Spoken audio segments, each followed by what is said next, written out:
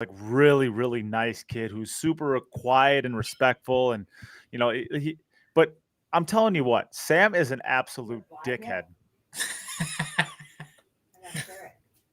Ain't that right, Sam? No, I think it's just your opinion. I think that's only you and only your opinion. I think it's really you that's being the douchebag, honestly. So, Sam. So right before we started this podcast, Sam just talked mad smack about because I was our watching a Jacoby Open. stream and this podcast sponsored the Jacoby. We played in a tournament, Jacoby Open, and I was watching Nate play on stream, and he proceeded to shoot an 8-ball straight into the rail, missed it by about 2 diamonds, 5.5-inch pockets. I don't know how you could miss the ball that bad. But I'm sorry, you still won the match.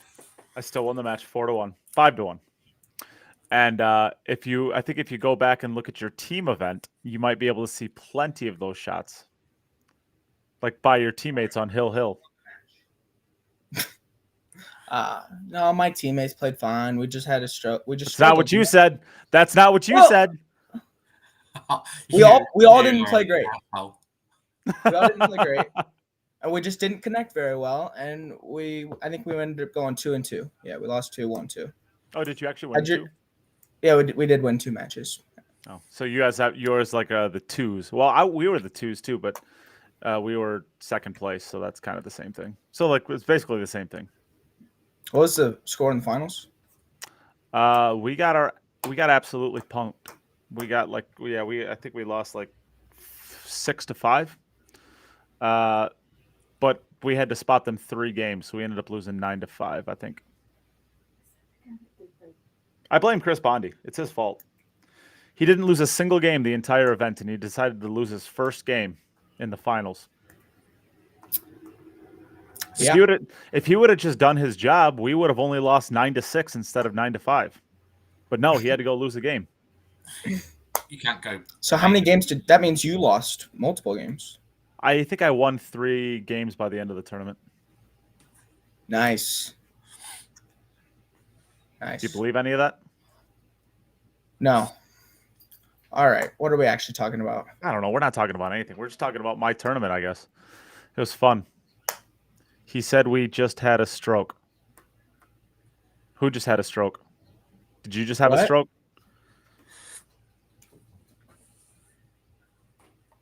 I don't know. This is the fun part about like Tracy talking in the chat. Yeah, and she's right next to me. You were talking about your team and you said we had a stroke. I said that? Oh, well, I guess we had a stroke when we were playing. Sometimes watching you play, it kind of looks like you're having a stroke.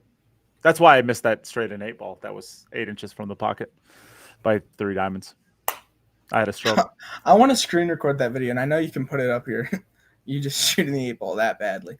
It was a hard shot. No, it was straight in. I know, but I was nervous. On a valley. I know, but I was nervous.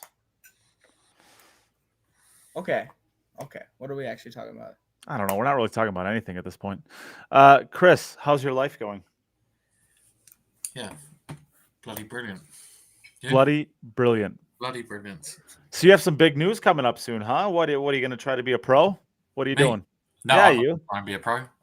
It's not enough money for like the 100th ranked player to make a living. So no, I'll play I'm playing in the open events, but other than that, nothing will change for me. I wouldn't think. So so like, can you talk about whether or not you've signed if you haven't been announced? I have, yeah, I have, yeah.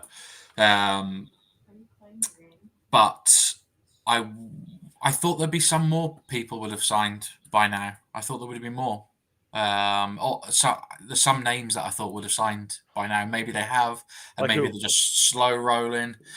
I did think a couple of I thought James Aranis, I thought Biado, and Chua and Raga. I thought all 4 of those guys. So basically, you're just talking about Filipinos. No, because you just named 4 Filipinos. Yeah, I mean, there hasn't been a Chinese player announced yet, so I thought Dan Thingamajig would have signed, but by now maybe they have signed. and they're just not announcing it yet. They're just slow rolling, the announcements. But we really need some of the Filipino guys and the Chinese guys to give it full credibility, because realistically, there's probably there's probably 30 or 40 Filipinos who are in the real top 128 in the world, if you put the real best 128 together. So there needs to be a good whack of those guys in, which would be good. And hopefully the 4 that I named signed. I don't know what the deal is with Okolo, but hopefully before I named James Aranis, I doubt we will see him sign. Why? He's just won the World Cup with Chua. You think they'd give it a role for at least one season, right? Because they're going to want to... Well, think about it. How many events are there going to be in the U.S. and he's not allowed in the U.S.? Sorry, did you say James Aranis or Okolo? James Aranis. Aranis is both of them. Is Aranis banned as well? Well, yeah, both of them. Yeah, both of them. As well as Francisco Bustamante. All 3 are banned from the U.S. So they have a 5-year ban, and I guess they're maybe 2.5 years into it. So with how many events that are going to be in the U.S., I mean, why would he sign? Only one major, though. For now, there's going to be 2. For now, so there's only one major. Well, there will be no. This year there will be another one. Okay, but that's yet to be determined. But from what I've heard, It's just hearsay, isn't it? So it's just hearsay. I hope there is a second one, but even so, there's only going to be 2 majors there, which would be maybe 25% of the majors or something in the US. So there's that wouldn't quarter. That's plus a lot of the qualifying. Or not, the qualifying events, right? So the little ones, like the... You mean smaller ranking events, not qualifying events. Yeah, smaller ranking events. So, but there's going to be a lot in Asia as well, right? So there's one going on tomorrow. There's going to be, 10 or so out in Asia. So there's plenty for them to do. And it would be shit if we didn't get those 4, because you want Chua and Aranis to defend the World Cup pool title, ideally, don't you? Well, in an ideal world, it would be nice, right? But you want those 4 definitely. But hopefully they come. I don't know. Somebody's just posted a link there. I don't know if that's about any of the Filipinos or not. Dark side pool. I don't know. I'm not clicking on any. I'll let somebody else be the guinea pig on that. It seems like it might be a fake thing that I'm not trying to go get spammed on. Oh, I think I know. I think that's a link to his own picture or something. Someone's saying Levan as well. I'm just naming 4. The 4 most prominent guys of the last 12 months, probably. Yeah, I mean, there's a lot of. I mean, you can go down the list of 25 Filipinos that. So many. Yeah. But Joy are trying to tap into the Philippines as well with some of the Chinese 8-ball stuff. So I just don't see how that would ever. I mean, I'm not trying to take away from the queuest of the Filipinos, because I know that they're obviously, but if you look at most Filipinos that play, their mechanics are absolutely atrocious. Yeah, but Chua just won a satellite event, which I think was 15K to the winner. The thing with the Joy stuff is it takes the financial impact away. Yeah, well, not go or anything. Not that I'm trying to end this conversation, but we do have a special guest that might be pretty fun to bring in. So why don't we bring him in? Bob, how you doing? Hello, guys. Hello. Good evening. So we've been talking quite a bit in Messenger, and I've been meaning to bring you on, and today seemed like a fun opportunity, because why not? So sure, why not? Why don't you introduce yourself to the Queue It Up Network fan base, we'll call them. Well, I am Bob, the Pulsmaker, and I am the president of the Belgian Federation, probably most known for an open letter that I sent in the direction of WPA and some other parties involved. And heavily involved in the Belgian pool scene, obviously, with some strong opinions. And we might be able to get a few of them out of you, huh? Maybe. Well, you sent me a message this morning about a certain player signing that we had discussed last week might not end up signing, that being Chris Melling. I guess you weren't surprised by it at all. What was your thought on him specifically? Well, I think I said it in the chat last time, and I think Chris actually responded to my message that I said that Chris would sign because it's a QTech player, and I just couldn't believe that QTech wouldn't put their full roster of pros on the tour. They would have moved heaven and earth, I think, to get Chris on there, and that's what I thought that would happen. There it is. Yeah. Well, I don't know. I guess let's go through the players that have signed since. I think Eklund Kochi. I think we got that one last time. Did we get that one? No, we didn't get that one last time. So Eklund Kochi signed. I think that Jim said he might not even sign. I'm like, there's no way that Eklund wouldn't sign, right? Anybody? I guess we'll start with you, Bob. Is any surprise to you? That Kachi sign, you mean? Yeah. Not really. I think, barring the rocky start, maybe at Matchroom, I think he had a good relationship with Matchroom, so I think he was a lock. The only thing that would have doubted me was the whole Predator thing, but most of the Predator players are signing, so. And I think I saw something in another podcast, the Dog in It show, they're thinking about that Predator is thinking about cutting ties with WPA. I don't know. I've heard that. Yeah. I don't know how much legitimacy there is to it, but I've heard it. Me neither, but it's the first thing that I've heard about it. But I see some value in that statement. I Sure. think that it's a dangerous. I think that Predator is realizing that the snowball effect is there. More and more players are signing. Top 16 is signed. So I think that Predator is realizing, we're gonna lose some major publicity here. And at the end of the day, Predator is a company just as Matchroom is. And I think And a that marketing Predator company will, on top of that. and a marketing company. So I think that Predator at the end of the day will also choose value for money. So exciting times. I think between now and the 1st of March, some things might be moving. Yeah, and we're definitely going to talk about more about the broader scope of things. But I guess Sam, any surprise on Eklund? No, not at all. He just seems like a Matchroom type player. You know, I mean, it just seemed like Matchroom was a good fit for him.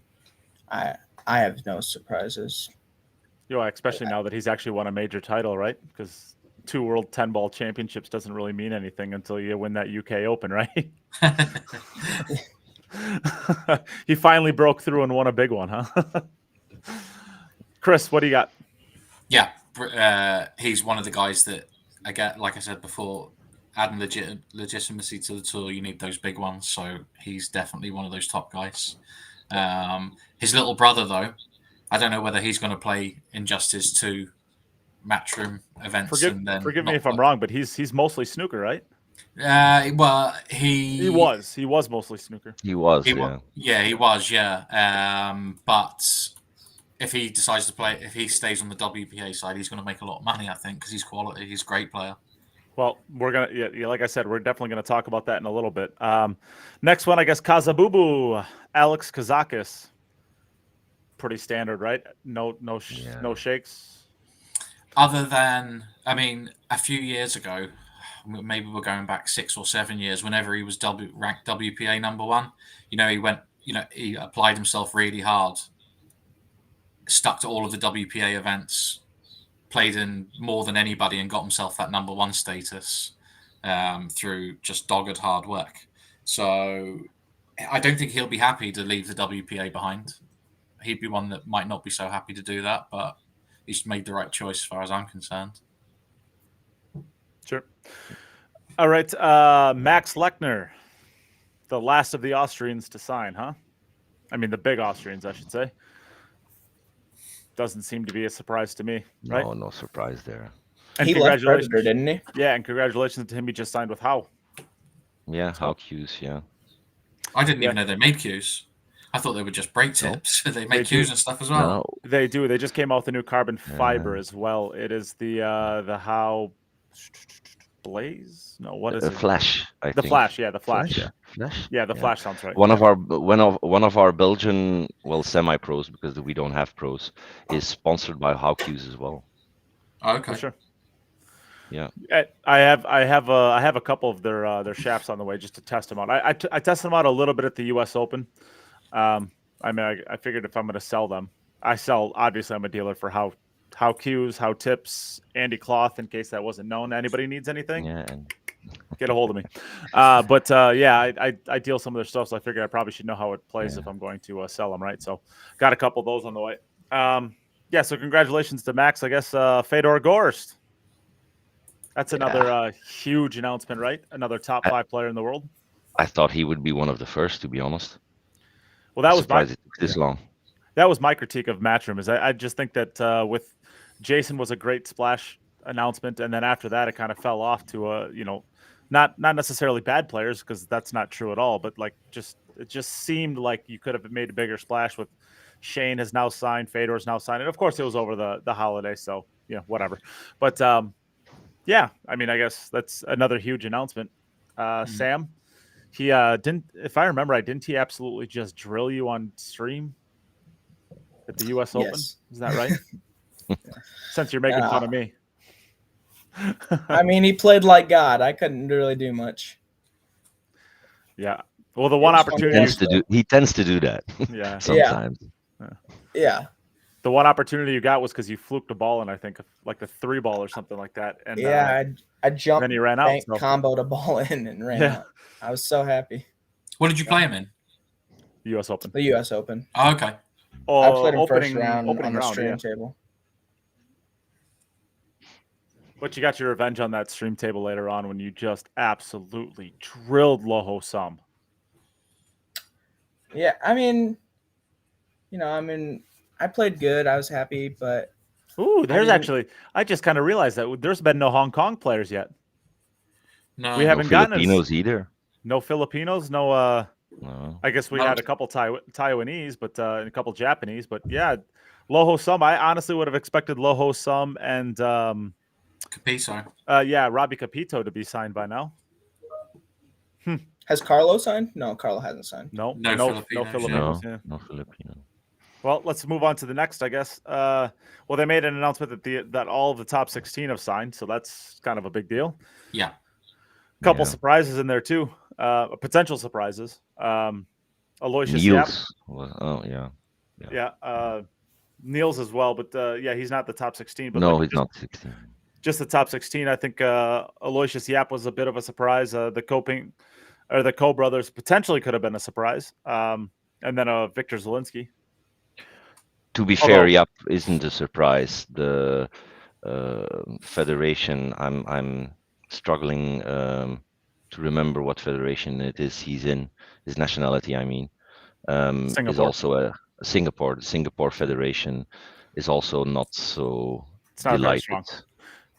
But no, it's not very strong, but they're not delighted with the way everything is going. So, but also, I mean, there is a lot of like the Southeastern Games and stuff like that. There's a lot of WPA sanctioned events that he plays in regularly between the Philippines and Japan and China. But it's a choice. It's a choice they all have to make. That's to revert back to Chris Melling. He will also have to give up some pretty lucrative stuff, I imagine. But I think the general consensus is it's for the greater good. As long as the progress is still being made. All right, so now the biggest surprise, and we'll start with you and Chris. Niels Feijen, I think this one kind of took everybody by surprise, seeing as the Dutch Federation is a huge support. They pay an actual cash salary as long as you medal at the European Games. This is a real signing for the World 9-Ball Tour, and I think it's a pretty big statement. What was your thoughts on it? So when I was talking to Jim the other day, I think he thinks the same, but I think obviously it's great, but what Niels might do is not play in any Matchroom events until the European Championships. Go and play in the European Championships. Get that medal. Gets cash. start playing Matchroom events, and then For he's one more clear, year, yeah. and then he's got a year to work it out. Whatever's going to happen.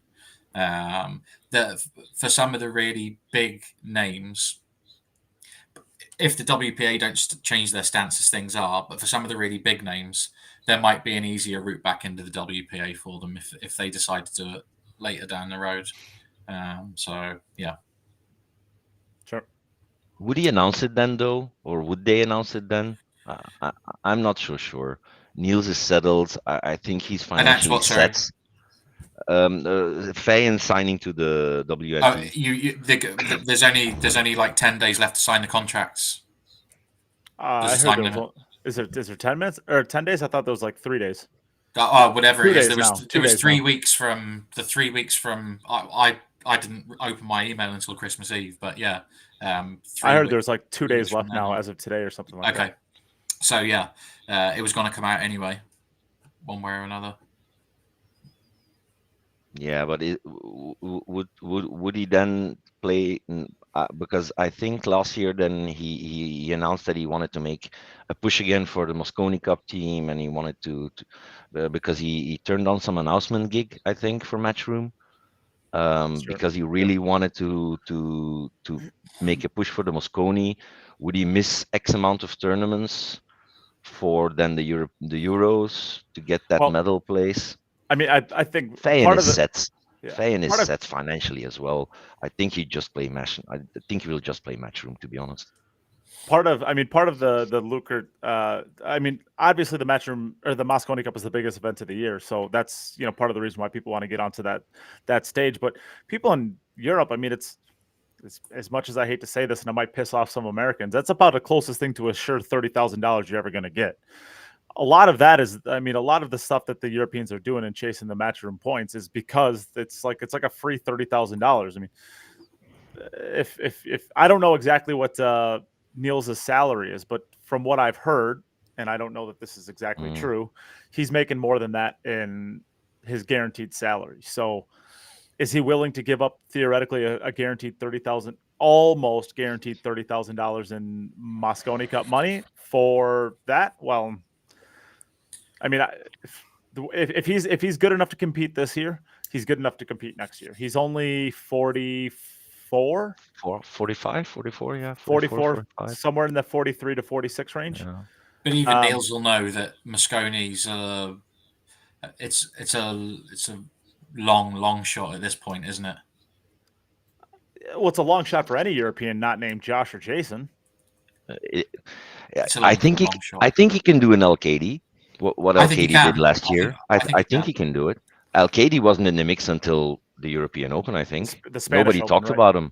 When he won the Spanish Open. A Spanish Open, sorry. Yeah, Spanish Open. No. Was it No, Spanish? no. No. European. Yeah, it was the European Open. He won Fulda. Yeah, yes. He wasn't in the mix. Yeah. He wasn't in the mix. So I think he can pull an LKD. Everything just needs to fall into place. The big hitters need to collide and knock each other out so that he can advance and only get a big hitter in the semis. Yeah. He was in a lot of the quarterfinals last year. He was in a lot of the quarterfinals last year. So Yeah. He's only, realistically, he was probably only 4 matches across the calendar last year from probably being right there in the running at the end of it, right? Because if he's in the, it's like the Mario He thing, right? If you're in every single quarterfinals of every single tournament in the history of forever, all you got to do is put 3 together, or even really realistically 2 of them together to get that 20,000 on your name, right? Yeah, and he's a machine. So yeah, the Netherlands, it's a neighboring country. We know the players well.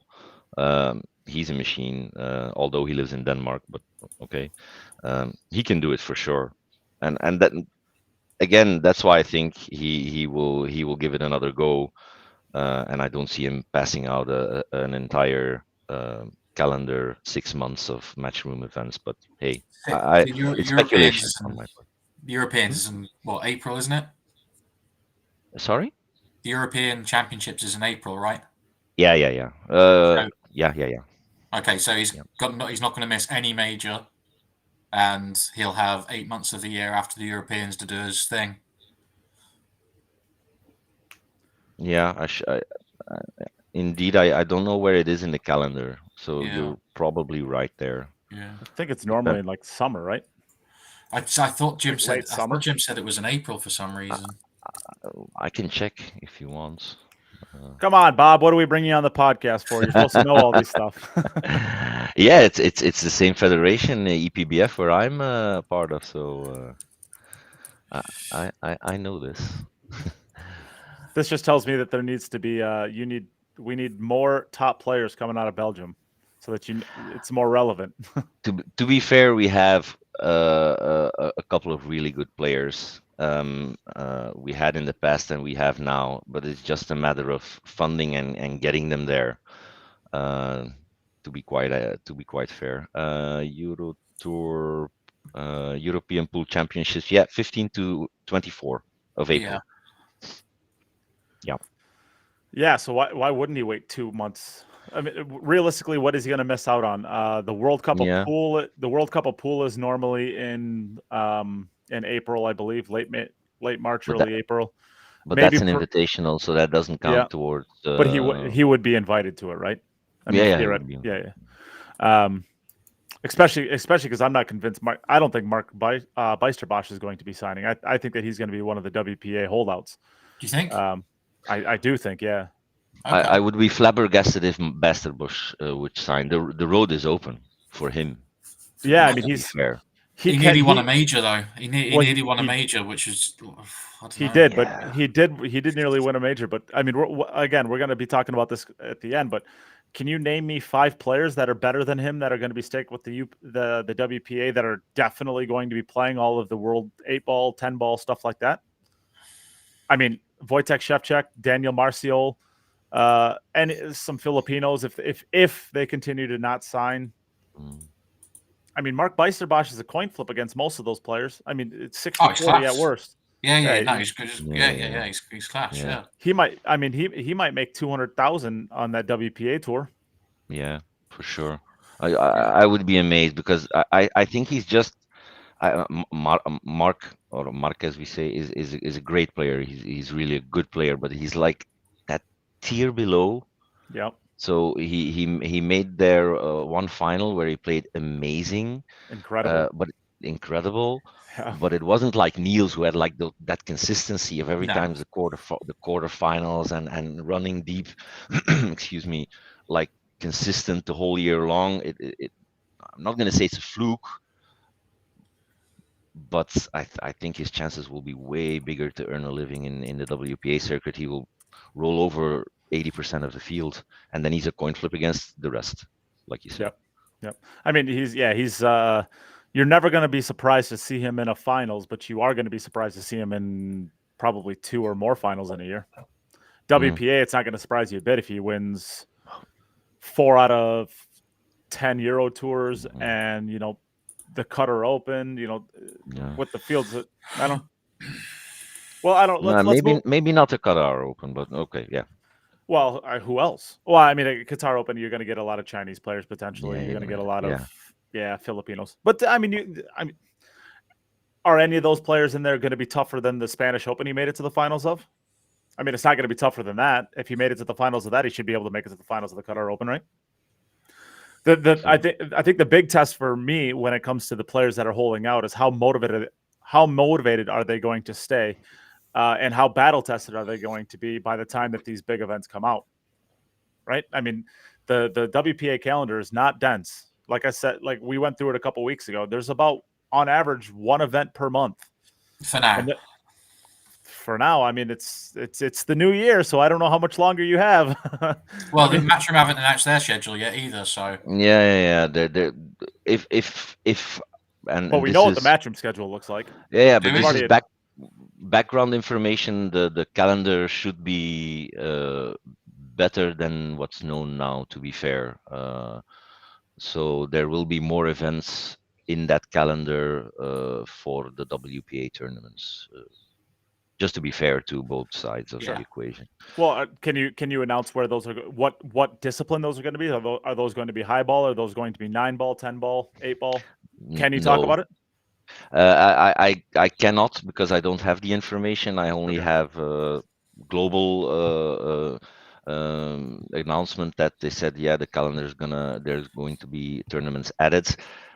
If it's the carrot thingy of Hayball, or if it's actual events where the men's pro tour, to distinguish for a second, will be able to get some more value and earn a living, I don't know.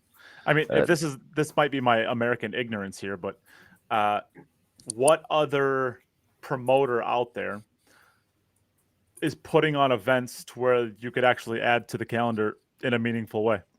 None. I mean, Predator's pulling their schedule back, right? They're, as far as I know, they're only hosting 4 events next year. Who out there can be doing work? None. It's all individually based. Local promoters, local tournaments. I can organize a tournament tomorrow. There is a tournament organized in Belgium that's on the EPBF calendar. So it's nothing big. There's even a potential handful of events that might be pulled off the WPA schedule. Something like a Turning Stone. As far as I know, Turning Stone hasn't made a decision where they're going to go. Are they going to stay as a Matchroom ranking event, or are they going to go as a WPA event? I'll guarantee you, like the Turning Stone Classic is such an amazing event because the event is sold out before the event. So there's 2 events every year. Turning Stone, there's one in winter and there's one in fall. And that is sold out. The next one is already sold out before the first one even starts. And it's been like that for forever. Which is a problem, right? For it to be a Matchroom event, it's a problem. Potentially, yeah. But big time. Apparently it's not a Matchroom ranking event anymore. Okay. Cool. So I guess they made their decision. Really. Yeah. Well, what I was going to say is good luck trying to fill that event like that with real players. Hasn't the field declined in quality over the years anyway of that event? It looks like a class event. It really does look good. But it's never been like a Matchroom event. It's always been like a really, really, really tough regional event. Northeastern regional event, right? It's about the best players in the Northeastern section sprinkled in with about 8 to 12 elite pros. But the amount of great players up in that area, the country kind of shrank over the years, hasn't it? No, I mean, not. Who have you got there now? So.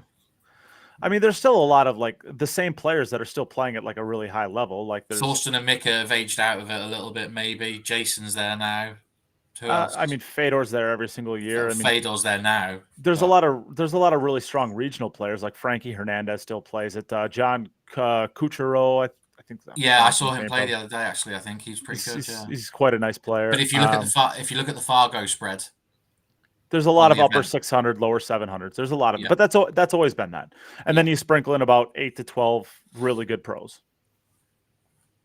And then but it's a gimmicky thing, right? It's a bit of a gimmicky tournament. It's the tournament director wants it to be this way, and then they run it that way. So it's like it's hand racked for your opponent. I mean, that in itself is kind of I mean, it can be. And then there's the no jump cues way. I like that. No jump cues. I like that. Get with the times, Chris. Get with the times. Stupid little cues. Okay, stupid Earl. Little attitude. I jump full queue with a Mucci.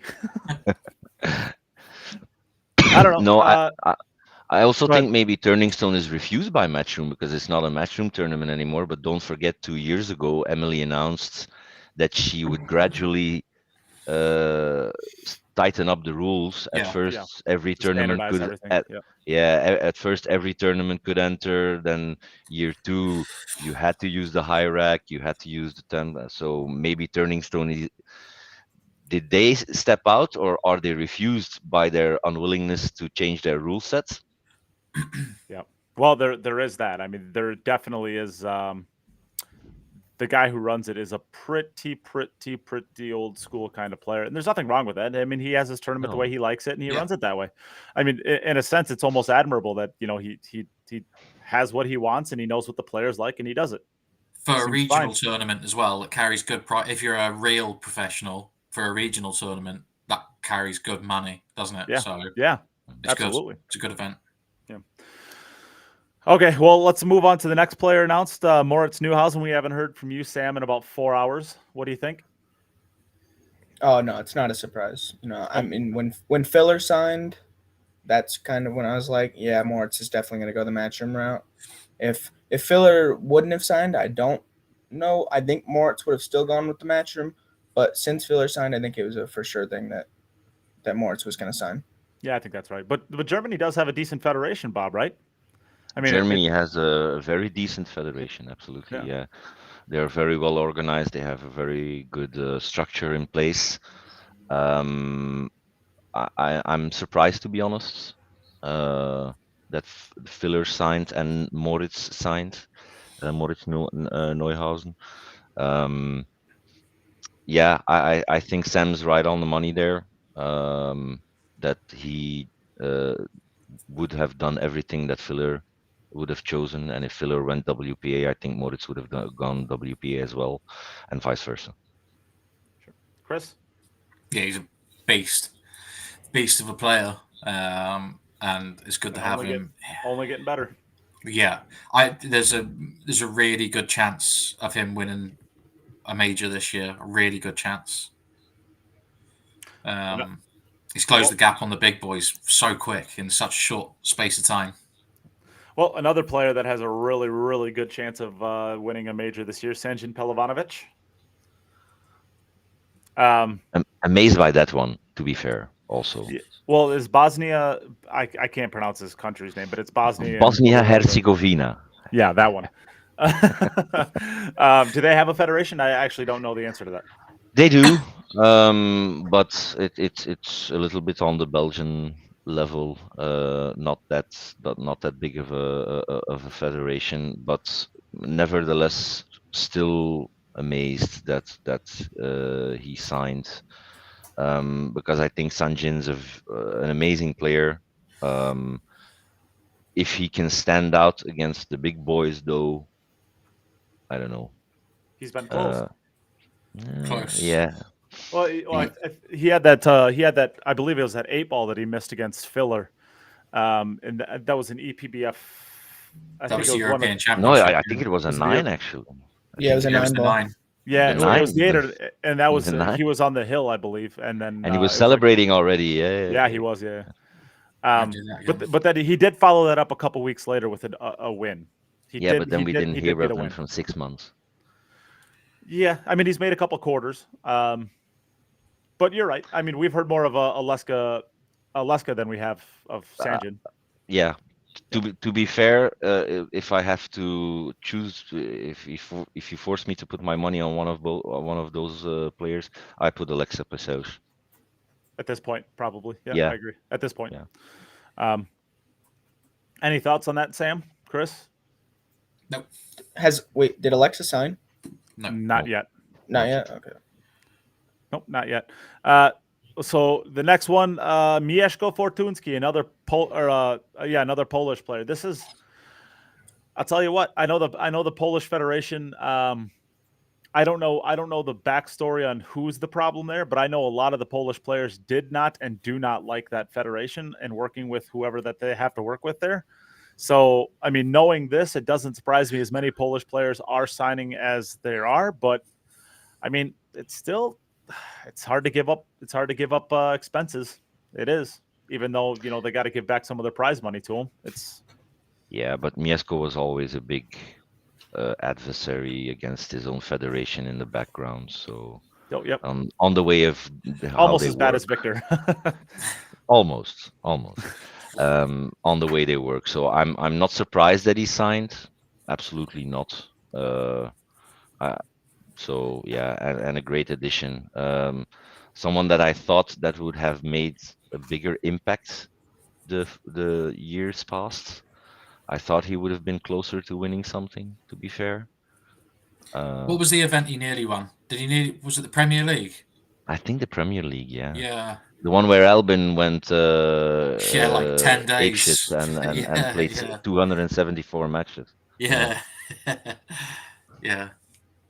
Yeah, that's insane. Well, so then we'll move on from there. Alex Pagulayan. I mean, there's no reason not to, right? There's no Canadian Federation. It's not like he's. I mean, Alex has won enough world titles at this point in his career. Would another World 10-ball championship add to his resume? I mean, I guess, of course, it's obviously going to make it to his resume, but I don't think it's going to add to his resume as much as, say, a U.S. Open would or a European Open, something like that. He wants to get into the Cup. He wants to get into the Mosconi Cup. He saw Fedor switching sides, and he said, right? I can do this. Sure. I'm a USA fan, by the way, so everything I say is with a red, white, and blue colored undertone. Even that I'm European, I'm USA. So. Well, we need to hear your America. What do you got? Come on, give us your best America. That's not bad. Yeah. America. No, so, yeah, good, nice. I don't think he will get very deep in really deep. I think that time has passed, but he can still knock out the old big hitter from time to time. He drills Jason, or sorry, he drills Joshua. Joshua, yeah. But drilling Josh. Yeah, everybody has his how do they say it in English? His kryptonite. Yeah, his black beast. Yeah. Sam, what do you Josh think? And Alex. About Alex? Yep. No surprise. No surprise. I mean, yeah. Nothing else really. I mean, there's nothing else for him at this with the WPA. He used to play a lot of snooker, obviously, but I think his mechanics are just not where it needs to be able to play any sort of high level snooker Chinese 8-ball at this point. Snooker's that's not going to happen. But he is playing Chinese 8-ball, but he's playing in the non-Joy Federation. So he's playing in Jingpai or the people that make Star Snooker tables. He's playing in that one, so they're not affected by any of this, which is awesome and great news for them. Yeah. And he's one of the genuine characters of our game, isn't he? So having Yuki-Oi and Alex, that's it. That's the list. Yeah. So you definitely want him. And Jason. Oh, yeah. Jason's also a character. Yeah. Yeah, goofy. I mean, I think. Okay. Yeah, goofy. Yeah. Eyelight's great. Yeah. Okay, so then the last player, unless there's somebody that's been announced since we started this, but we've already talked about him a little bit. Chris Melling. I thought it was a surprise. I mean, the Q-Tech part of it does make sense, but I mean, with how much money that there was available, and I guess there was a post said that the Ultimate Pool Tour isn't going to be affected by this. So I guess maybe there's enough supplemental income through the Ultimate Pool that he doesn't have to worry as much about highball. Maybe. Well, if he signed, I mean, I think he was going to be banned from playing in Ultimate Pool if he'd stuck with Joy and the WPA. Oh, is that it? Is that right? Yeah, I'd assume so, because Ultimate Pool are aligned to the WEPF, and they are not part of the WPA. Interesting. So why would it change then? What would change with WPA doing their ban? What would change that would now ban him? He'd be banned from playing non-WPA events, right? Which Ultimate Pool is a non-WPA event. Oh, okay. Yeah, sure, that makes sense. And he's the number 2 ranked player on Ultimate Pool, and he gets 10 grand for every tournament he wins, which is nice. And I think he's won 4 maybe in the last few years. So he's picking up a nice little bit of coin from playing 8-ball, even though he's half pissed or half drunk every time he does it. But fair play to him. Wow. Just an animal. Good on him, I guess. Yeah. Jason Foster, Billy Thorpe already signed with the WPA. He was, I believe, their number 3 signing, 2 or 3 signing. 2. Yeah. So he's already signed with the Matchroom, the World 9-Ball Tour. All right, so I guess that's all the announcements. The next thing I guess I wanted to see, they have patches now. Did you see the picture of FSR and Copigny? They have now the patches on the shirt and all. Yeah. Really going all out. Yeah. So that's pretty fun. I guess I kind of want to go down the top 20 list of the WPA. Joshua Filler already signed. Victor Zielinski already signed. Wukun Lin, Taipei. What do you guys think? Do you think he will sign? Who? Nope. Wukun Lin. Oh, it would be crap if he didn't. Yeah. I don't think he will. I think that Has he done well in a Matchroom event? He's done well in a Yeah. lot of Predator events. Yeah. I know that. I just Wukun haven't Lin, he seen was in the much of him semi-finals of the Worlds, no? Yeah, Semis I of the think Worlds? So. Yeah, no, I think it was the semifinals of the World. Yeah. He's unbelievable player. Unbelievable player. Yeah. Chang Jung Lin, zero chance he signs in my personal opinion. I don't think he will. Why? You don't think he will either, Bob? I think he plays a lot of highball. Who? Chang Jun Lin? Yeah. I haven't seen his name in any of the events, but the brackets are quite hard to read. But it would be a shame if he didn't, because Well, I'm sure he'd probably going under his Taiwanese spelling if he's in one of those events. Yeah, but he's a big hayball player, so I don't think he will sign. That's rubbish. He gets some results there as well, so yeah. That's so currently we got 2 Matchroom, 2 WPAs. Of course, we're speculating. Then we got Conrad Justishin, already signed. Albin Ocean, already signed. Francisco Sanchez Ruiz, already signed. Mario He, already signed. Alex Kazakis, already signed. John Mora, he is not signed yet. What do you guys think? that's a good one, actually. I don't see a reason why he wouldn't. I think he'll sign. I'll think he'll sign. Yeah. He doesn't play a lot of highball. No. he's not done well playing in some of the WPA events, though, right? Sure, but he's not playing any snooker anymore, right? So what? When you say snooker, you don't snooker. mean actual snooker, though. No, I mean actually snooker. No, Yeah, but you're not talking about the World Snooker Tour or anything like that. You're No, talking about amateur snooker. No. There's IBSF. Canadian stuff like that. Yeah. So, which is probably IBSF. Yeah. So it's not snooker Sure. or such. There's a massive difference between IBSF in quality. Yes, in quality. Tour, yes. Yeah. And maybe earlier on in John's career, he could have potentially played higher level, but his dad was professional, wasn't he? Yeah. Mora would be one of those players, I think, that could take the calculated approach rather than the approach chase the easier money. It's definitely yeah. I think Mora could be one of those guys. I'm speculating, guys, just to be clear. But judging on what I know of him, I think he could be one of those guys that says, okay, if everybody's zigging left, I'm zigging right, and there's the easy money, like you will do, Nate. No? Yeah, I'm gonna play. I'm gonna come over and play the Euro Tours next year. Sure. Easy money. But again, speculating. But I see Mora taking that approach. I'm gonna text him and see. Just because I feel like it. But tomorrow, but maybe tomorrow they'll announce him. Again, I'm purely speculating. Yeah, I mean it's possible. There's still plenty. I mean they're making announcement after announcement after announcement, and by the time a lot of you even hear this podcast, there's a pretty good chance that there's going to be obviously more of these announcements. So we'll move on. John Mora's number 10, number 11, Dennis Garaba. He'll sign. He has to sign, right? I mean, I'm kind of surprised he hasn't yet. Yeah, he has to sign, in my opinion.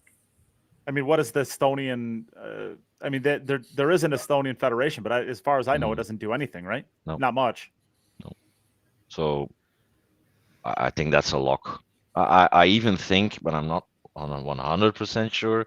I even think he said it in some comment on a post somewhere. Well, he was very Team Matchroom at the beginning. Like right when they made the ban, I think he was one of the players that made a public announcement saying that they were going to back Matchroom. Like it was Jason Shaw, I think it was SVB. Shane, and then there was Dennis Graba, and there was a couple of players that publicly made their alliance known to Matchroom. Yeah, he'll sign. I'm sure. Oh, right. I thought you were saying he isn't going to sign, Nate. Yeah, I think he. No, I think he has to, right?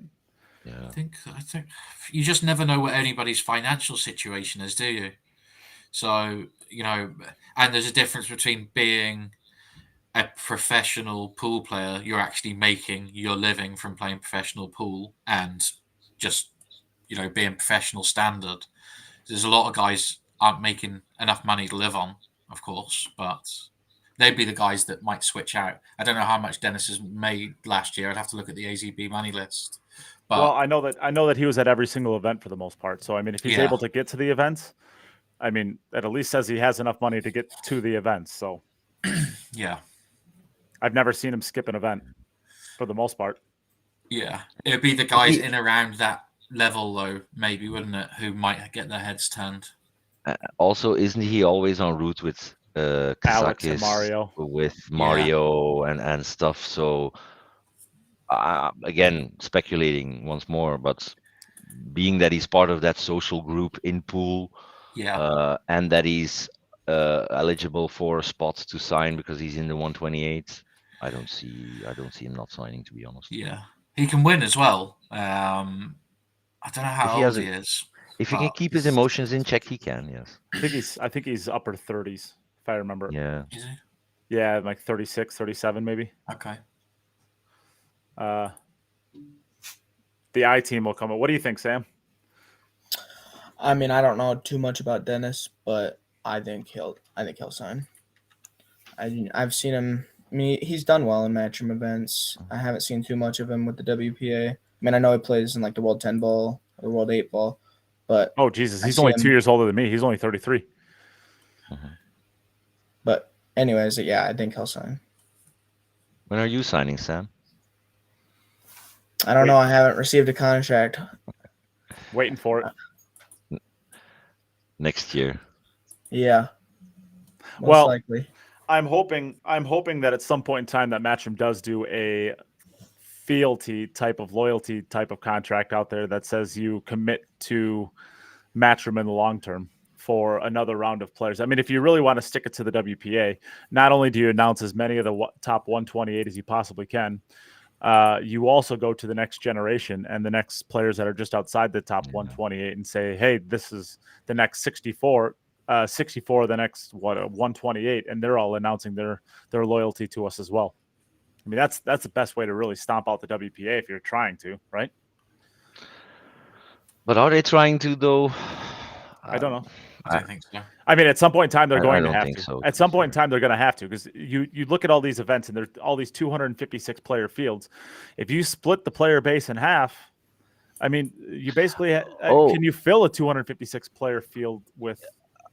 I completely agree with that, but I'm still of the conviction, unless proven otherwise, that Matchroom is now making a point, but that they are also in the awareness that it's better to patch things up with the WPA. I truly believe that.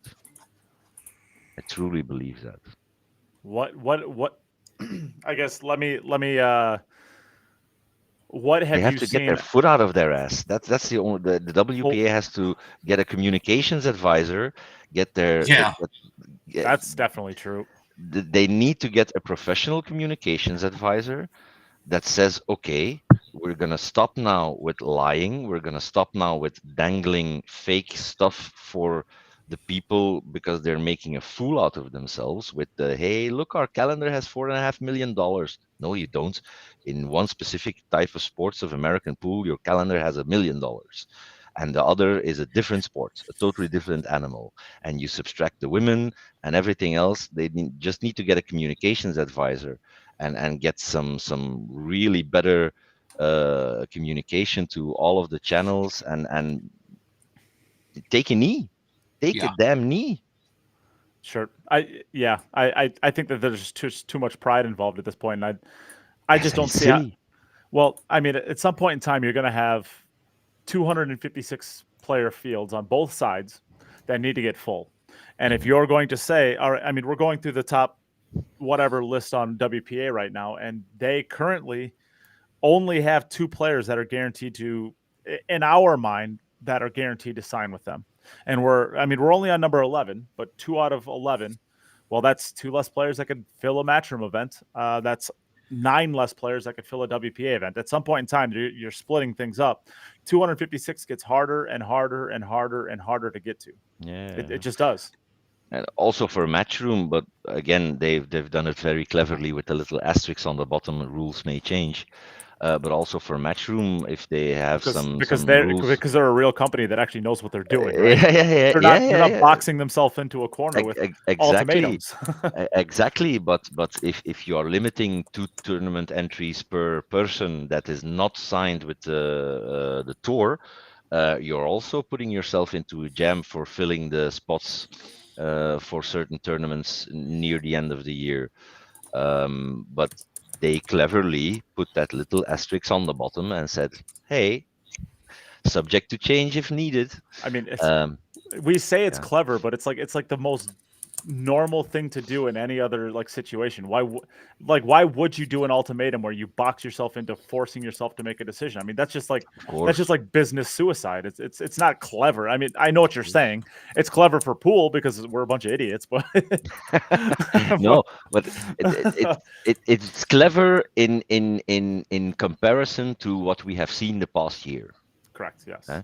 Again, I truly believe, as a European Federation president, that the WPA has merit.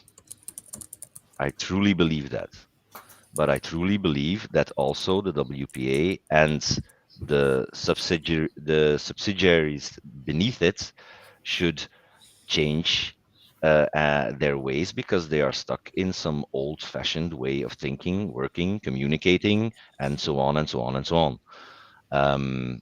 But again, we're maybe drifting a little bit off topic here. But the point is that they should exist, but they need to take a knee. They need to say now, okay, guys, I'm sorry, we gambled, we lost. Let's put this behind us. Let's work together, and that's it. And you have a clean separation of WPA and everything around it that is for the second tier. And then if you're top tier, then you move up to Matchroom, and that's it. Do you really think that Matchroom would hear them out if they wanted to? I do, because my personal opinion, of course, this is not a federation opinion, but my personal opinion is, if Matchroom does not listen to them, then their whole speech about we want the best for the sport is moot, in my opinion. Well, I think that you can make a very serious argument that the WPA being involved in any capacity is bad for the sport. With what's happened, I mean, and they do. Not only can you make that assertion, I don't think that you have to be wrong on that. I mean, if you're telling me right now that Matchroom, with whatever Matchroom wants to do, like if you take Matchroom right now by themselves, or Matchroom in conjunction with the WPA, and you just ran like a social experiment on this in your head, and where would the sport be at in 10 years? With both of those situations, I don't know that you're wrong in saying that if Matchroom doesn't have the bindings of the WPA, that they wouldn't be a bigger entity in a bigger sport at the end of that 10 years. But you have one issue though there, and that's the only sad part in the whole endeavor of Matchroom. They only do 9-ball. Correct. I mean, that is a real thing. I mean, and everybody keeps forgetting that. I love Matchroom. I love what they're doing. I want to be on that Matchroom bandwagon. I want to have a Belgian Open. I swear to God, and I'm going to make it happen. I'm going to have a Belgium Open of Matchroom. Not maybe this year, but next year or the year after. I love what they're doing. I'm 100% team Matchroom. But if, as a sporting company, you only connect yourself to one discipline, you cannot forget the other ones, and you need an entity for those other ones. Well, that's just the way it goes. That's where Predator running 10-ball was really nice, right? But that's only 10-ball. Sure, but if we had another entity that ran 8-ball, because okay, but how many entities do you want? Well, I mean, as long as they're all successful, as many as we need, right? Yeah, okay. But I mean, Chris, I think am I wrong in saying the IPT back in the day was 8-ball, Chris? IPT was 8-ball, yeah. Yeah, I mean, theoretically, if we saw the IPT, how nice would it be to have Predator on 10-ball, Matchroom on 9-ball, and the IPT on... Yeah, it'd be good. It would be good if they don't act all like they're the man and If they they're the work biggest, together, yeah. if They would they have to work work together, if they all act like I'm the boss here, and they counteract each other in every way, shape, or form. It's like the discussion you guys had some time ago. How silly is it that the WPA is tripping over? Oh no, we want this for the 9-ball ranking, and we don't want you to have a special, separate 9-ball ranking. For the love of God, when I heard that, I was like, "Are you effing kidding me? Just let them have their ranking. You do you, and let Matchroom do them. Okay, fine." I mean, that's a Um, pretty silly thing. that's a super silly thing. So if you have that, and then for 8-ball, and then for 10-ball, and then for then you create loads of trouble. And there, I think WPA can really play a part in some sort of uniting capacity. But they need to get there. Can I say shit? Yeah, I guess so. You can Yeah. say whatever the They, fuck you want. they need to get their shit together. That's the only thing. They need to get their shit together. That's This, yeah. this is the good thing about podcasts is you can say whatever you want. I mean, Yeah, well, okay, but I within don't want to reason. I offend. don't want to want get to offend anybody. So I don't want to get demonetized, so don't say anything weird. But well, you know what? This conversation really gives me anxiety. And you want to know what I do when I have an anxiety? Oh, God. I drink some Magic Mind. How fun is that? Yep. When you get really stressed, Magic Mind just makes you feel all better. So, bottoms up. It's yummy. Sam, you probably would have won more matches if you would have taken some Magic Mind on Saturday. Oh, gosh. No, I'm good. Well, all these Maybe. I'm telling you, with all these conversations that we have about this WPA and Matchroom, it just gives me anxiety. And when I have anxiety, I like to take Magic Mind because it makes me feel less stressed and gives me better energy, gives me better focus. Trevor Simpson, where are you at? You got to be listening to the podcast. Trevor Simpson bought himself some Magic Mind. I want to hear what he thinks of it. Anybody else out there? Use our discount code and get themselves some Magic Mind. I want to hear what your thoughts are on it. Anyways, gives me more focus. It allows me to put up with Sam. It allows me to deal with all of Sam's shenanigans. Ain't that right, Sam? All of his cowboy talk. It's the playoffs time. So he thinks that the Cowboys are about to win the Super Bowl. So I have to hear about it like 12 hours a day. It's nauseating. don't let them push you. Don't let them push you around, Sam.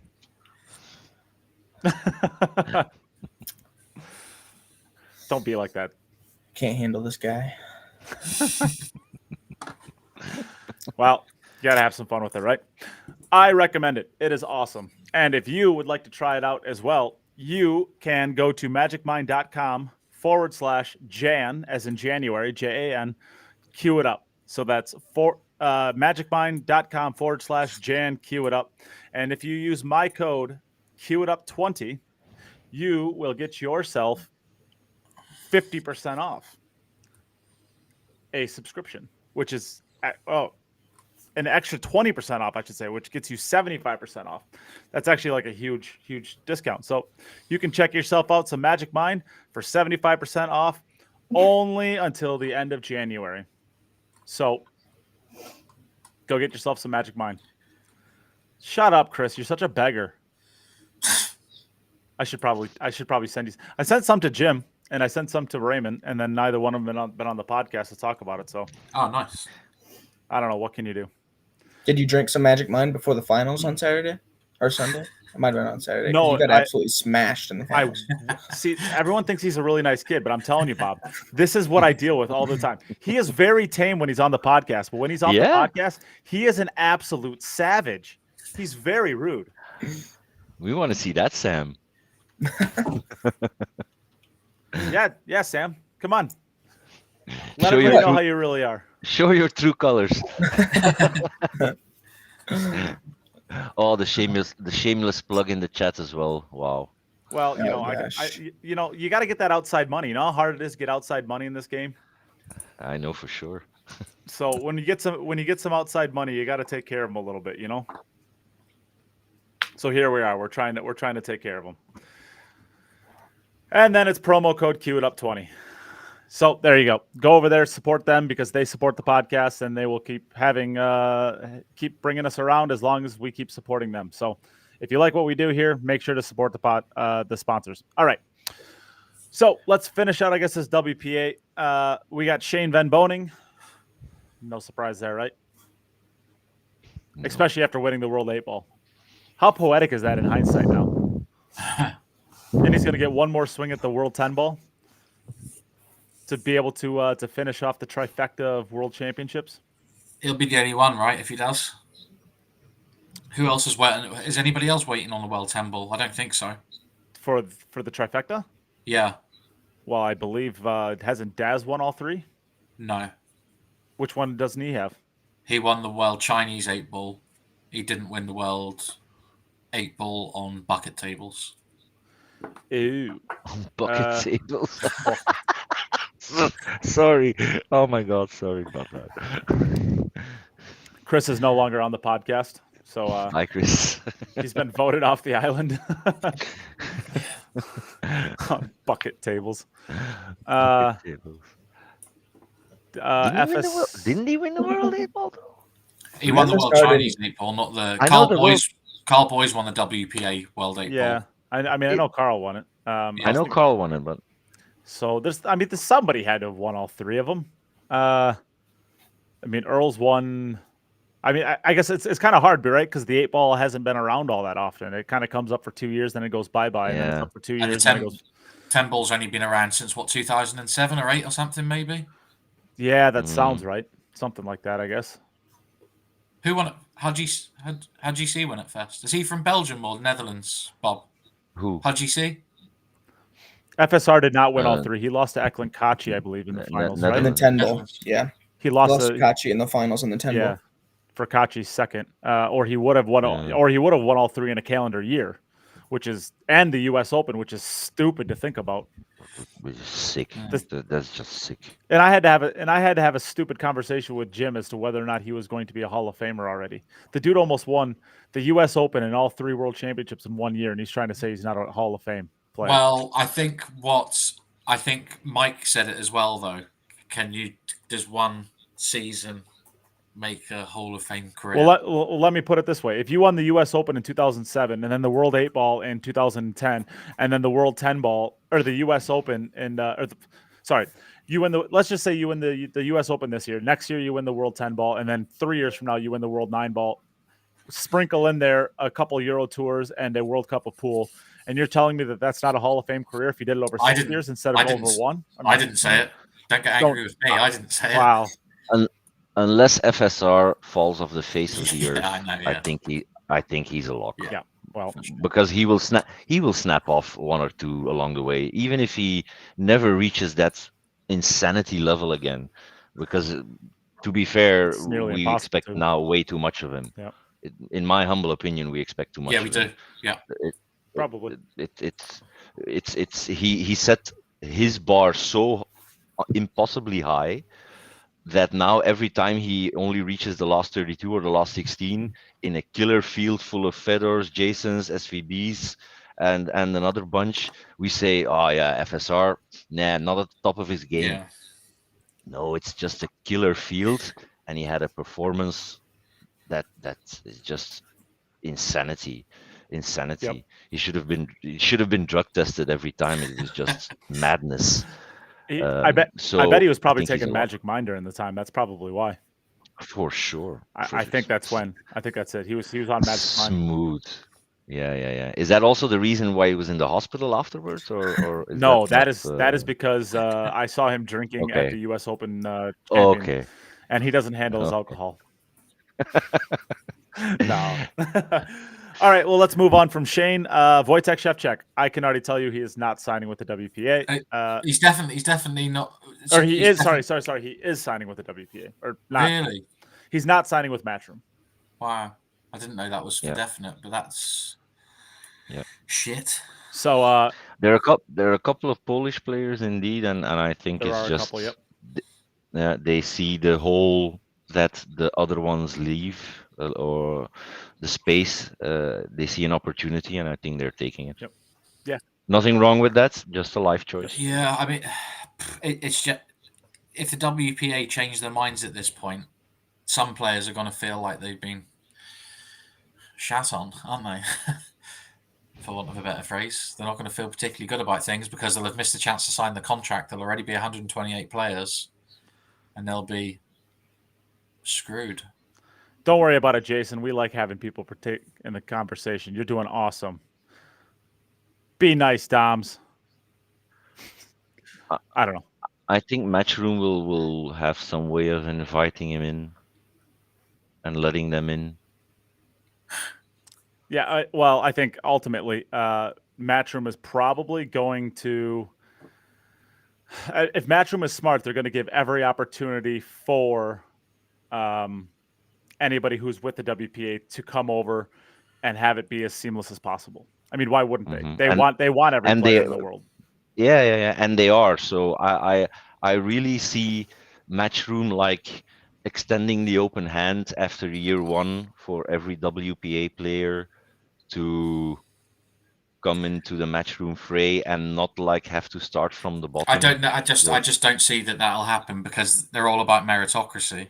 I just don't see how the mechanics of that would work. I'm not saying you're wrong, but I can't see how the mechanics of that would work, especially after we were all on the call with the players that had signed were all on the call with Matchroom the other day.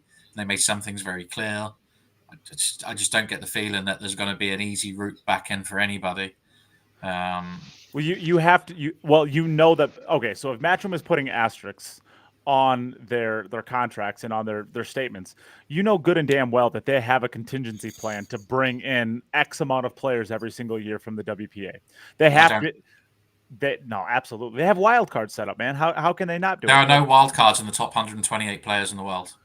Sure, but no, they're not. But these aren't. There are no wild cards. No. Yeah, no, I know that, but that's your 128 seeded players for all of the major events. Correct. I'm not arguing with that. But the 128, that's going to be open to the public, right? Theoretically, anybody can get those. You know damn well that they're going to be pulling aside 10, 20, 15. They do that now. They do it. But let's take a step back. Let's take a step back first. Just out of sheer curiosity, will they reach 128? 128. Yeah, I mean, if there's 128 ranked players, Yeah. So how it, I believe how it works as is they have signed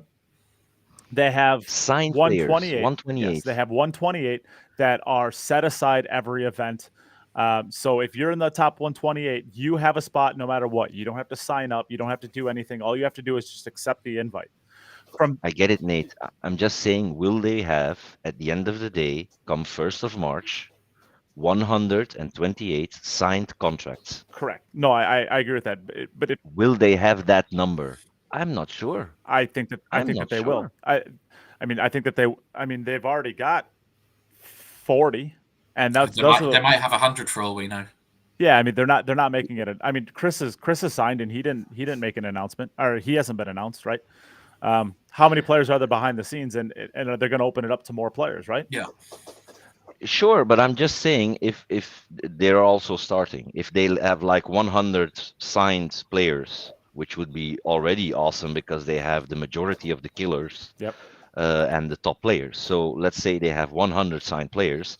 They still have, quote unquote, 20. Maybe they cap it on 100 and they keep 28 spots for those defectors, or how you have to call them. I don't know. So that's why I'm saying Matchroom will find a way. I'm not sure if they will have like 128 signed as of year one. And if they do, okay, then I'm wrong.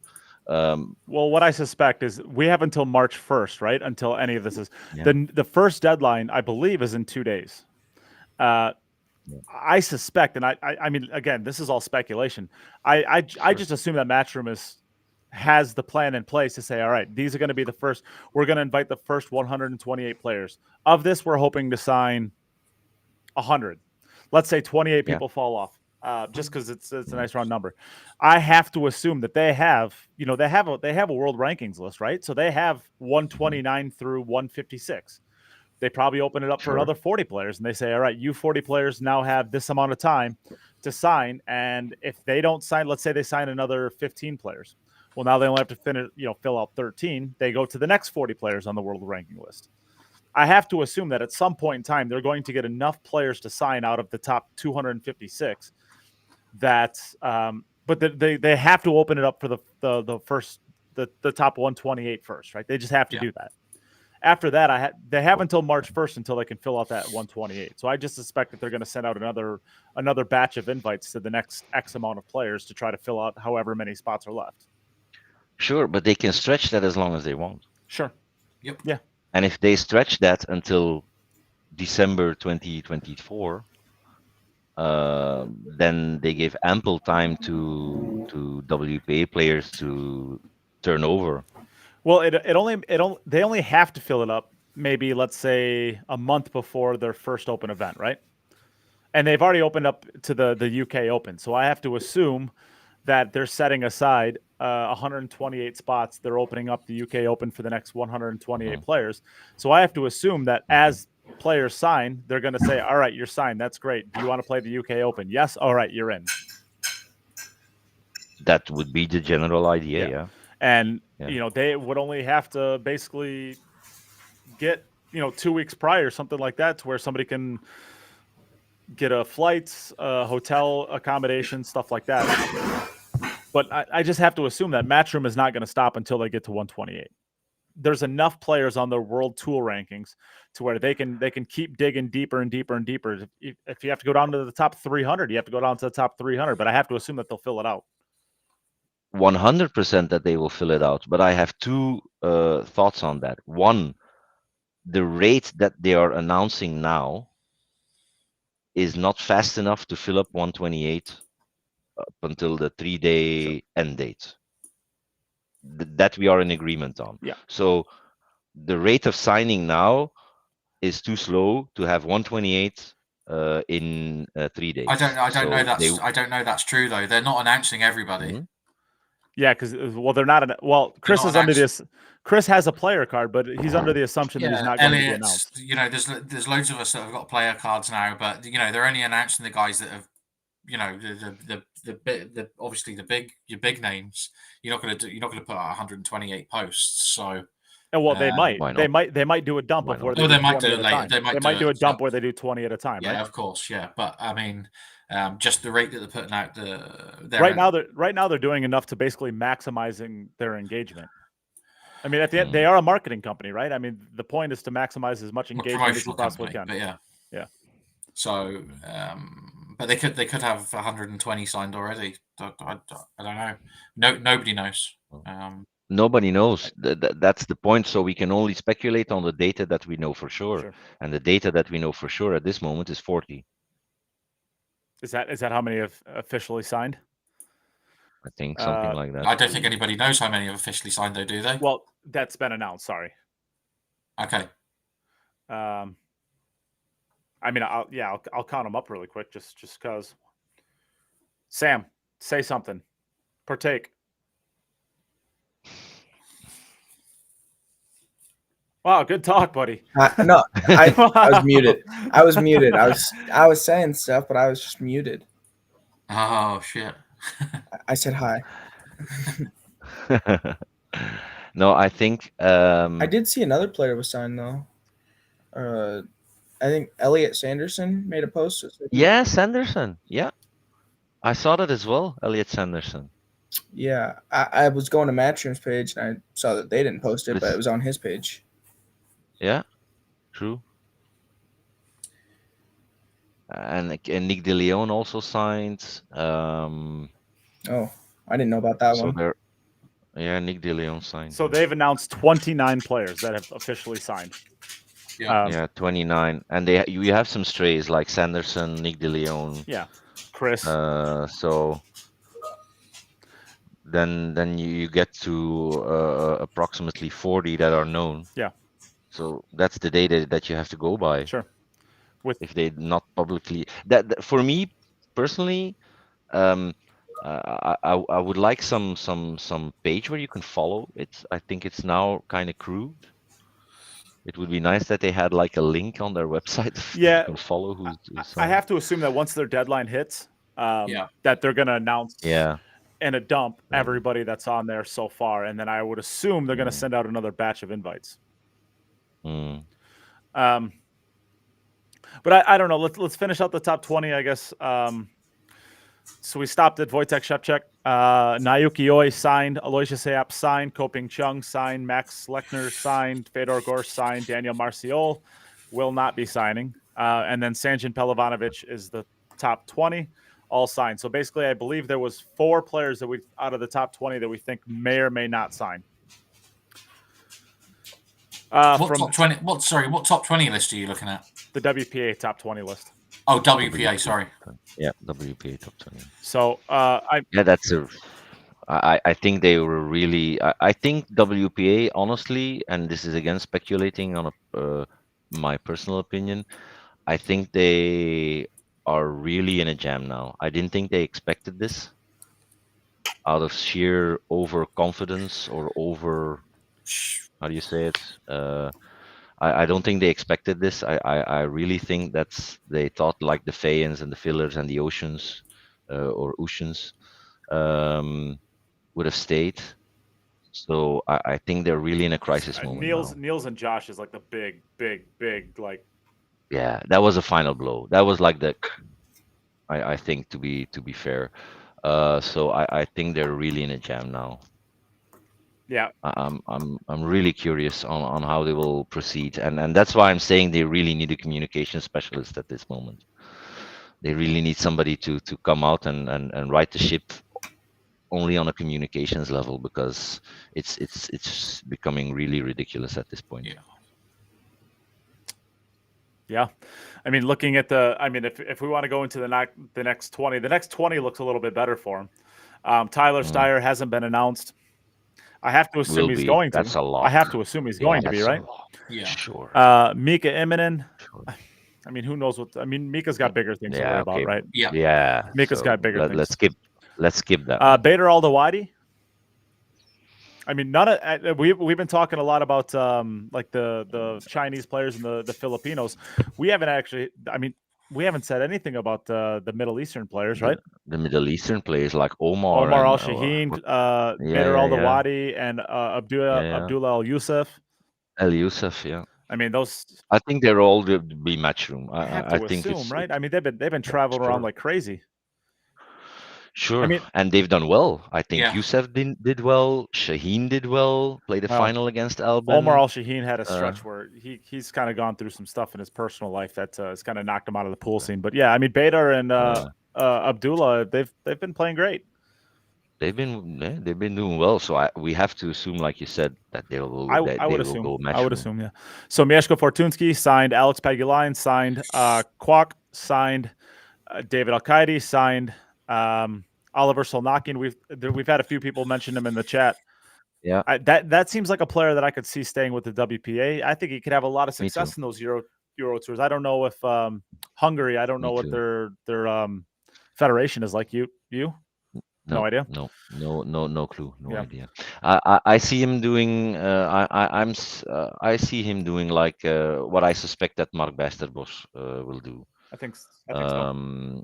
Yeah, he made a splash in the Matchroom scene at the beginning, but faded away quite quickly. To be fair, in the beginning, he had a deep run traveling. there. No. I mean, he really stopped traveling to events. He also stopped traveling. Yeah. I think he was also connected with the whole Kazakis group. He was, yeah. So and he fell off. He was traveling with Alex, Mario, and Dennis a lot. Yeah, and he fell off. So. I see him going WPA to get some dollars in the wallet. I can see that, yeah. Eklund Kachi signed Torsten Holman. That's I don't know. That's a toughie. Well, I mean, he's towards the end of his career, right? Yeah. I mean, he can definitely still compete, but he's 40, 45, 44, 45. True, but isn't he heavily connected because he is the liaison, to use the French word, the connection between the Fulda thing Matchroom. and Matchroom? Yeah. So I see him going Matchroom there. I mean, this is from a source that I would never give credit to, as like somebody that definitely knows. But I heard that the European Open might struggle in Germany going forward, and it might not be there going forward. Change venues, Yeah. you mean? Yeah, Yeah, I've heard that. I don't know that. Yeah, Yeah, I heard that from a source that I don't know. I wouldn't like. That's just what I've heard. Let's just put it that way. And I don't give a ton of credibility to it. Not because I think it's wrong, but because I haven't heard it enough to really, I guess, get another source on it. But I heard it might struggle to stay in full. Is what I've heard. Oh, they told us that they'd signed for like 3 years, and that was last year. They'd signed an agreement for 3 years to stay there. Yeah. Well, I mean, there's always outs on those clauses.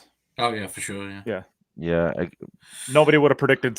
Nobody would have predicted this entire situation, and the German Federation. I think. I don't know. I don't know. Fulda's good though. Fulda's a really good venue. I heard it as a shit yeah, bar. Fulda. Jim's pissed at it. The bar. Yeah, Jim said he hates the No, bar. no, It's not big enough. Jim gets pissed at the bar. Isn't that what you mean? Yeah, No. maybe. So I mean, Thorsten Holman, that could be one. So that brings 2 in the top 20. Robbie Capito, again, I don't understand why he hasn't been announced. He doesn't play enough high ball to make it worth it, does he? I would say Matchroom if I had to put my money down, but I mean, he's been kind of he's been having some really good finishes in Matchroom events. yeah. Good player as well. Yeah. Really good player. Okay, so Koping already signed. Vitaly Petyura hasn't been signed. I have to assume he's going to be, right? He's Fedor's travel buddy. If Fedor signs, I have to assume he will be too. Solnaki, another Polish player. I could see him staying or going. I don't know. No idea. Yep. Jan van Lierop. Yeah, Jan van Lierop. That's a good one. Yeah. Well, there's going to be a lot of there might be some Dutch money to if Niels is only going to be there for 1 year, a spot's going to open up. Yeah, possibly. I mean, he's got to win the year. He's got to win. He's got to medal at the championships, but yeah, possibly. Again, I'm thinking that's one of the coin flips. I think he would rather prefer to play the Matchroom events, but also make the logical choice instead of the heart. he's definitely not even. He's not even a player that's on that next tier, right? I mean, he's down a few rungs on that. So Who's that? Yeah, Jan van Lierop. Jan van Lierop. Yeah. Good player in his own right. Great player, actually. Just not quite. He's not on that top tier and not on that second tier. He's middling around right around that third tier, I would say. Yeah, something like that. Gerson Martinez signing for sure. Signing for sure. No. Yeah. Carlo Beato. Got to. He has to. You would think so, but they haven't signed. You would think that all of them would have to sign, right? No, but him. At least a good chunk of them. He's a major winner, isn't he? So. Well, I mean, he's. Yeah, but I think there are other things in play there. Speculating, not knowing, but I think the lack of any Filipino signing is writing on the wall for me. That there's something going on there. There's got to be, right? Sam, what's Yeah, going on there's with the gotta be. Pinoys? Oh, okay, great talk again. My mic was muted. I again. think you don't do know your why. best work when you're But- muted. To be honest with you, I don't know. I got no clue. You have Chua and I'm forgetting his name, who won the World Cup. You have the James Aranis. Aranas. You have. But I could see Aranis not signing. To be honest with you, because he can't get back into the U.S. and there's a decent chunk of the Matchroom tour that is going to be in the U.S. But they all just Aranis, Chua. I didn't see Beato, but they all just flew to the Taiwan Open today. Starts tomorrow. They've all gone to the first ranking event. Jeff DeLuna. So yeah, there must be something going on there, because otherwise I don't see them not signing. But the lack of any Filipino signing up until this point is weird. Bit goofy. Yeah. Bit goofy. Petri Mekkonen. Seems like a signing to me, right? Yeah, he's got World Cup pool. Yeah, I guess. Yeah, he's got a good chance of playing World Cup pool. So, in fact, he's the highest ranked Finn, I think. So, Yeah. Well, especially because Mika's. Yeah. I mean, I can't imagine Mika's Well, going to be there. Imonen is yeah. Mika is the highest ranked, but he's not going to be there. I wouldn't think so. Yeah. I who mean, did you say? Sorry, Mika. Who did we? Sorry, no. Which? I'm tired. I completely forgot who we were talking about. Oh, Petri. Petri, right? Makkonen. Yeah, Petri Makkonen. I don't know. Seems possible. A coin flip again. Yeah. I think we're now in the range of players that can go either way, and we wouldn't be surprised. Marco Tauscher and then Ralph Souquet. So that's. I mean, I think Ralph stays with the WPA. I don't see him signing. I don't think that he's got enough career left to justify whatever throwing away the German Federation stuff. But maybe. I mean, I'll tell you what. A lot like Niels. If Ralph Souquet signed with the WNT, that's a big kick. That's a big kick. That would be a statement. Jesus. That's a big one. That would be a statement. Imagine that. But again, there are so many opportunities coming, maybe for other players to get back in some sort of national teams because the top players are off in the WNT. So there's so much going on behind the scenes, and it's really hard from a certain tier. It's really hard to predict. And we're kind of getting into that. I mean, some of the next players that are out there. Yeah. I mean, Pius Labudas. There's no way he's not signing with Matchroom. He's signing. Mohamed Soufi, Dimitrios Lukados, Roland Garcia, Mark Beisterbosch, Khalid, Algamandi, Loho Sam, Emil Andre Gangflot. Yeah. Gangflot. Yeah. Sullivan Clark, Alex Montpellier, Hunter Lombardo, Johan Chua. How come you're reading off the WPA list? But half of those people don't even haven't even got an invite.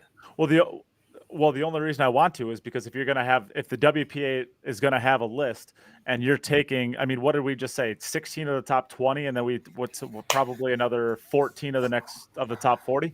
You're looking at 30 of the top 40 players that are on your list that are leaving yeah. Okay. Yeah, just to see how big the decay is. Okay. Of the list. Their top 60. There might only be they might lose half of their. I would say the over under is half their players. I'm taking the over for sure. Yeah, I mean, there's yeah. I mean, we're at 30 through the top 40, so I guess the over under is probably 50 players that they're going to lose. Yeah. For probably 45, something like that. The over under is 45, I would guess on that. After the third time I said it. I mean, and we talked about Aleska earlier. We kind of are on the assumption that he's going to sign. He just kind of has to, right? I mean, there's nothing for him on the WPA side of things. Nico kind of, and I think he's also a travel buddy with Sanjin. Yeah, I think so. And then Nikos Economopoulos. I mean, there's another one that he was starting to make a comeback towards the end of last year and into the year before that. I mean, he kind of goes into these phases where he'll play a lot for about a 6-month stretch, and then you don't see him for 18 months, and then he'll play a lot for 6 months. Incredible talent, but yeah, great player. Yeah. A little bit like Chris Melling, right? I mean, you almost see Chris Melling pop up out of nowhere, and then he plays for about 6 months hard, and then I don't know, kind of hard to say. But yeah, I don't know. We haven't talked at all about Turning Stone. Go ahead, Bob. I think the next coming weeks and the end of January, this will be a whole different podcast. I think so. Yeah. Yeah. Yeah. By the time mid-February comes around, the WPA is gonna. I think you might send about 6 more nails into the coffin that you don't even need. Yeah. So. I think so. But we'll see. I mean, time will tell. Turning Stone, I guess, Mr. Irrelevant beats Jason Shaw in the finals. Sam, what do you think? I didn't watch much of the event, but I'm happy that Fedor won. He's my favorite player. You know, I'm excited to see that he finally beat Jason. It seems like he kind of just struggles playing Jason. It seems, but I think he lost to him, right, in the winner side. Yeah, in the final, in the hot seat. Yeah, for the hot seat. Okay. What was the score of the finals? Was it like 13-5 or something? Something like that. I think it was. Yeah. I know. Yeah, I know. something Fedor like had that. him down 4-0 or something like that, and in That's the first match. The first match. Yeah, the Yeah, first match, that's the and first still lost. But I was just happy to see Fedor finally beat Jason. It just Yeah. kind of seems like he struggles against him. It was 13-5. Yeah, Jason beat him 9-6 for the A side. No. I do want to give a shout out really quick to and maybe I'm giving him credit when I shouldn't, but I heard that this is true, that Rodney Morris was donating all of his money that he won to Mika Immonen. I think that's a Yep. pretty freaking awesome gesture. I Yeah. don't know if it's true, but I heard it was true. I heard it. Yeah. And if that is true, he pocketed a nice, cool $2,700. Rodney and Mika were traveling buddies when they did the circuit together in the mid 2005 to 2012 range. Yeah. They were traveling buddies. That's They were knowing both of them as well as I know them, that doesn't surprise me. yeah, they were good. They were yeah, all the time hanging out together. So I think yeah. that's freaking incredible. I mean, Yeah. props to Rodney Morris. I mean, you talk about Yeah, a guy who's been for sure. around who's been away from the game for a long time. I don't know what his Yeah. financial situation is like. Maybe he doesn't need the money. Maybe he does. But regardless, to put it out there like that, that's pretty cool. I heard that he struggled with his eyes, Morris, and then he had something done, and that's why he picked up pool again. Well, he's still one of the most naturally talented pool players I've ever actually seen play the game. It's the way he just flows Yeah. around the table. I mean, it's pretty to watch. Yeah. And he beat some great players to get there too. I mean, he beat Casper Matikainen, and then he beat Eric Holofsson from Canada, a great player from Canada. Or no, he lost to them. Sorry, he lost to Eric. To get fourth, you have to beat some great players. Yeah, even no in that matter what the tournament, names it's pretty good. So. Yeah, even in that tournament, that's pretty good. What I love to see was that Fedor is getting used to his equipment. Yeah. Yeah, certainly. That wasn't the same player as in the cup, guys. Well, it's pretty good news for White Carbon when. Well, I guess we're going to find out Friday what Jason's going to do with his new Q sponsor. But he was playing with the White Carbon during the Mosconi Cup, so pretty good. What do you mean? We're going to find out Friday? What do you mean? Well, Jason Shaw was with Perry for forever. I'm talking about Fedor. Oh yeah, I know. But Fedor's signed with White Carbon and Viking as well. Yeah. 60, right? Oh yeah. And Jason is going, but he wore a patch of 60 in Turning Stone. Jason. Yeah. What does that tell you? That he's going to be sponsored by 60. You never know. You never know with Jason. It could be on the. It could have been doing it just to wind Fedor up. So don't. That would be awesome. It's possible. That would be. It's very possible. It's possible. But that's so I'm telling you, I'm also a dealer for White Carbon. You want to get yourself a White Carbon? You reach out to me. I'll get you a hookup on them. Do they actually make White? Bob carbon? got one from him. Yes. Yeah. True. Great material. Very good shot. Yeah. So triple 60 is, I believe, the parent company to Cyberts, Viking, and White Carbon. I believe that's how it works. But they're all owned by the kind of same entity. So, yeah, I mean, all White Carbon final. They're incredible stuff. Great stuff. Yeah, great stuff. But love to see Fedor queuing again like he did with his Q-Tech. Yeah, just going to take you a little bit of adjusting time. That's all it takes, especially for a player that good. Yeah, but found it weird though that he himself denied it though. Jason? Fedor. That his equipment. He has to, right? I mean, you just signed a multi-year deal with a company, and you're going to say, well, I lost because my equipment wasn't up to snuff, or I'm not used to my equipment, right? Or just but still, I mean that doesn't reflect well on the company, right? You got to protect the company in a sense, right?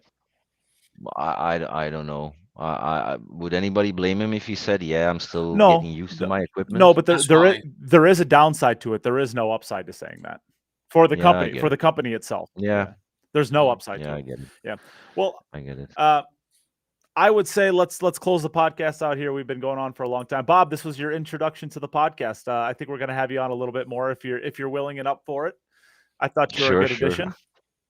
Sure, thanks. I'm glad you didn't make me sing a song for my first time, so all good. Well, yeah, Jim Telfer did sing. What did he sing? Ice Ice Baby on the podcast. Oh, brilliant. Yeah, I'm not going there. You look more of like a I'm not Sweet going there. Caroline kind of singer, right? Yeah, something like that. Something like that. Yeah, thanks for having me, guys. Nice to meet you, Sam and Chris. Nice to meet you. Maybe until next time. Oh, sorry. I gotta do something for Sam Yeah. quick. Oh, I God. gotta go, guys.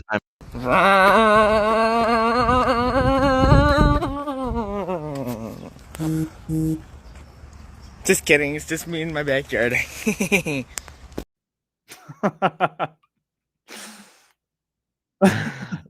Yeah, they just left. Yep. Um, Never gets old. All right. Well, yeah, you can tune out as well. I'm going to thank Yeah. all of our sponsors that make this Thanks. podcast happen. Bye, guys. So, Jacoby Custom Cues, thank you very much for your ongoing support.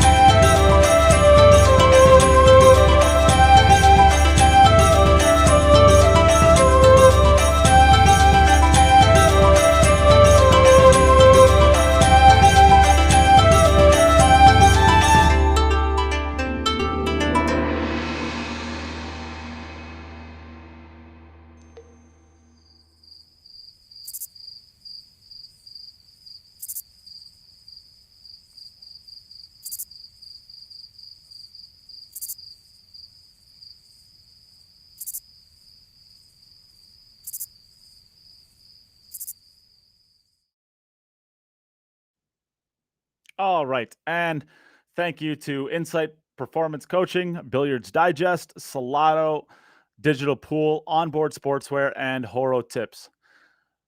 Thank you all for your ongoing support, and thank you everybody for tuning in. And then lastly, we will thank the Patreons that continue to support the podcast and allow us to do what we're doing. Dave Wiersma, Mo Bashir, Cody Wedig, Edla Dowie, Matt Poland, who a couple of you guys were in that chat, so that was awesome. Thank you for partaking.